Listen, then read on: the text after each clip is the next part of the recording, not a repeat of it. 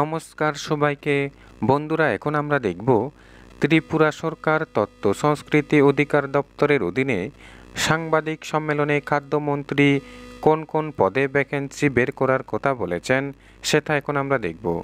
এখানে বলা হচ্ছে, রাজ্যের বিভিন্ন দপ্তরে 469টি পদে লোক নিয়োগের সিদ্ধান্ত নেওয়া হয়েছে। গত 13 ও 15 জুন রাজ্য মন্ত্রিসভার বৈঠকে এই সিদ্ধান্ত নেওয়া হয়। আজ সচিবালয়ের প্রেস কনফারেন্স হলে এক সাংবাদিক সম্মেলনে খাদ্যমন্ত্রী সুশান্ত চৌধুরী মন্ত্রিসভায় গৃহীত সিদ্ধান্তসমূহের কথা জানান।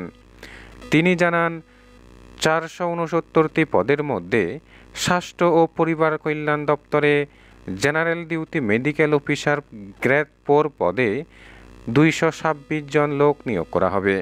এরপরে 16টি পদ রয়েছে super speciality medical officer grade 3-তে। এরপর 172টি পদ রয়েছে স্পেশালিস্ট মেডিকেল অফিসার গ্রেড 4-এ। এরপর অগ্নি নির্বাপক ও জরুরি পরিষেবা দপ্তরের অধীনে 49 জন সাব অফিসার গ্রুপ সি পদে লোক নিয়োগ করা হবে। এই সবগুলি পদে লোক নিয়োগ প্রক্রিয়া টিপিএসসির মাধ্যমে সম্পন্ন করা হবে।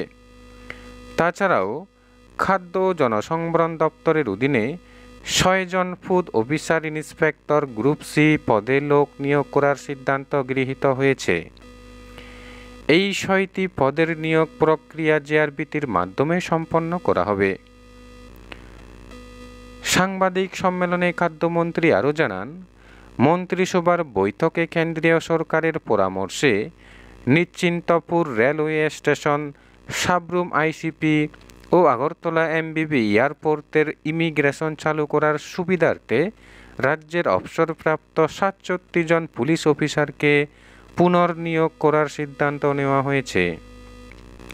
অর্থাৎ এখানে 463টি পদ টিপিএসসি পরীক্ষার মাধ্যমে নিয়োগ করা হবে, আর বাকি খাদ্য ও জনসংবরণ দপ্তরের অধীনে যে 6 জন food sub inspector group C পদে নিয়োগ করা হবে, শুধু তাদেরকেই জেআরবিটির মাধ্যমে নিয়োগ করা হবে। তো বন্ধুরা, এই হচ্ছে নোটিফিকেশন। আশা করি আপনারা সবই বুঝতে পেরেছেন। তো বন্ধুরা, ভিডিওটি ভালো লাগলে লাইক, শেয়ার, সাবস্ক্রাইব করে আমাদের সঙ্গে থাকুন। ধন্যবাদ সবাইকে ভিডিওটি দেখার জন্য।